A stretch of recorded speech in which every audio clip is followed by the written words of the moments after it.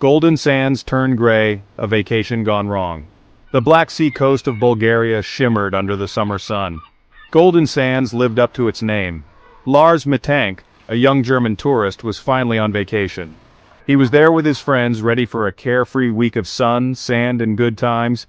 They basked in the warmth of the Bulgarian summer, the laughter as easy as the golden sand beneath their feet.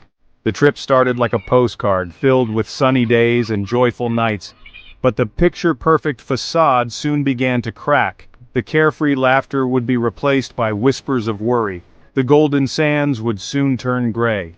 Lars's dream vacation took a turn when a seemingly insignificant incident occurred.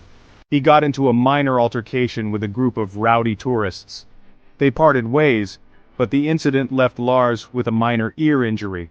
At first it seemed like a trivial matter, a small bump in the road of their otherwise idyllic vacation. It was just a small scratch, barely noticeable. But the injury, though minor, began to weigh heavily on Lars's mind. It was almost as if it was a harbinger of the unsettling events that were about to unfold. Whispers of worry, the ear injury, and growing anxiety. The once trivial ear injury began to fester, both physically and mentally. Lars grew increasingly worried about his health. The pain intensified, throbbing like a drum against his skull. It was an incessant reminder of the altercation, and it began to consume his thoughts. His friends, concerned by his sudden change in demeanor, urged him to see a doctor. The carefree spirit of the vacation had dissipated, replaced by an undercurrent of unease. Lars's friends, their vacation time running out, decided to return home. They urged him to seek medical attention and promised to stay in touch. He agreed, assuring them he would be fine.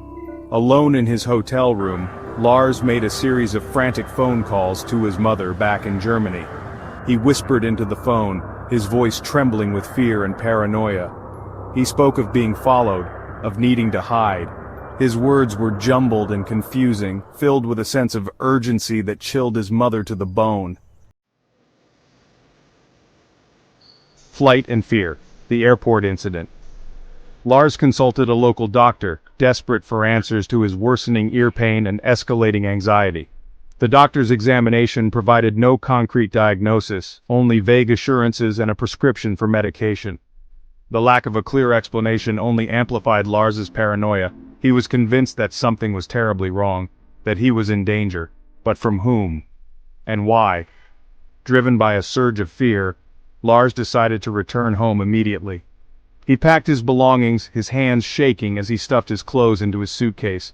He arrived at the airport, a place of familiar hustle and bustle, but now it seemed menacing, every face a potential threat. He was about to check in when he received another call. The voice on the other end, hushed and unfamiliar, sent a jolt of terror through him. He abandoned his luggage, his passport, his phone, and ran. He sprinted through the airport, a blur of desperation against the backdrop of unconcerned travelers. He disappeared into the throng, swallowed whole by the chaos of the airport, never to be seen again. Unanswered questions. The mystery endures. The disappearance of Lars Mittank sent ripples of shock and disbelief across the globe.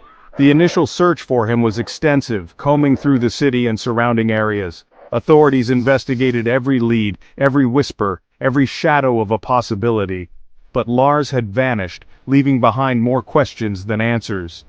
Theories swirled like the sea breeze off the Black Sea. Was he suffering from a psychological breakdown, his perception warped by an undiagnosed condition? Was he truly in danger, the target of a mysterious pursuer? Or was it something else entirely? A sinister explanation hidden beneath the surface of a seemingly ordinary vacation gone wrong. The case of Lars Mittank continues to baffle investigators and ignite the imaginations of amateur sleuths worldwide. The lack of concrete evidence, the bizarre behavior, the chilling phone calls, they all weave a tapestry of intrigue and suspense.